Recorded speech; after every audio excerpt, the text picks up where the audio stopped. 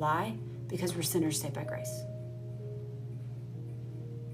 I need to change every single second because I'm flesh. And my flesh is in enmity with God. God has taken the dividing wall down between my flesh and spirit. Thank God.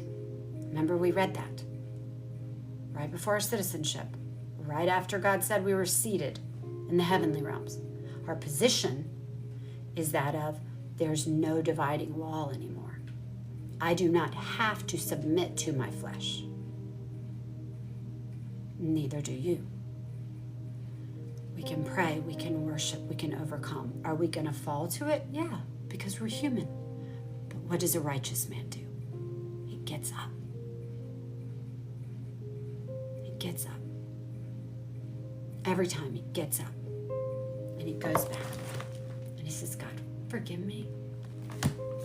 Forgive me. My daughter and I, I'm just going to segue for just a second. We're talking about how wounds from childhood, how habits, which we've talked about, and how personality traits reign strong, become ingrained in us. And we've talked a little bit about this with the mind of Christ and stuff, but we're talking about behavioral patterns and stuff that we operate in, and it's like sins of omission and commission. Sins you know you're doing, sins you don't even know you're doing.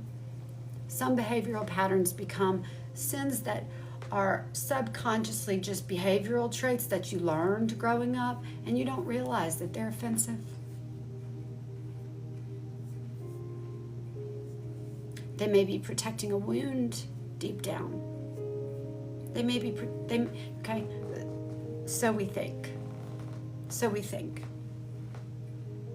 We think they're protecting us.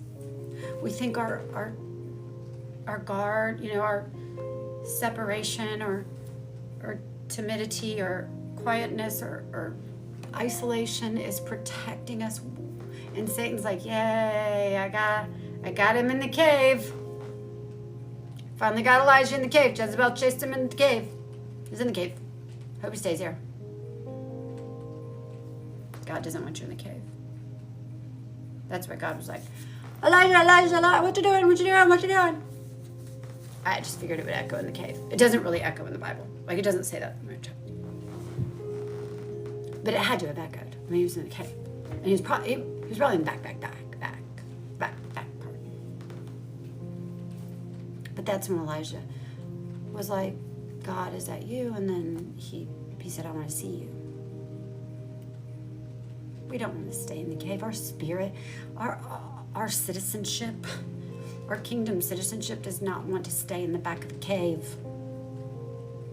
Because I love to crawl in the back of the cave. Love it. And I'll sit back there with a whole bunch of bags.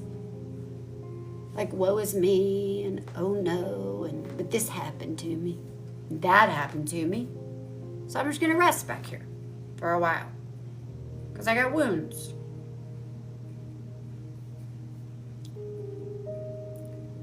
We're not losing our gifts. They're still there. They're still there. We're just, yes, Lord, forgive me. We're just keeping them at bay, like the glass ceiling.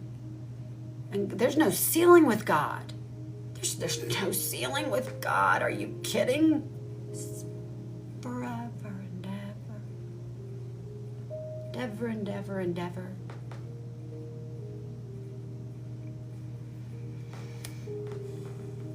I segued for a moment, and I'm so sorry. We got to be overcomers. We've got to overcome that, because you can get angry and you can get depressed, and then we're just soaking in it, and it'll metastasize. It will, before you even know it. And it'll harden part of your heart. Like, a part of your heart will literally get hard. And George, look at that. That was cool. Like that. Your heart will get hard. And when your heart gets hard, when a part of your heart gets hard, lest you be aware, thank you, George, it will create division that was never intended. God never intended for this division. Division with loved ones. Because Satan doesn't just care about what you do and don't do. Satan wants your offspring.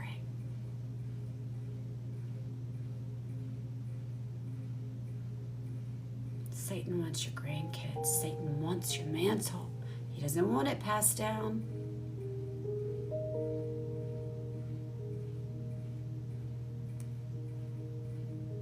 All right. I think he's releasing me back into the Word. Romans 12, 6 through 8. Okay, I'm just going to go through a litany really, really quick. Thank you, Peter. Romans 12, 6 through 8. Okay? You have prophecy. These are gifts. These are operative gifts. Okay? The others were offices or positions. The fivefold ministry are positions. Okay? These are operative gifts that you can float in and out of. Okay? These are more like your sort of administrative.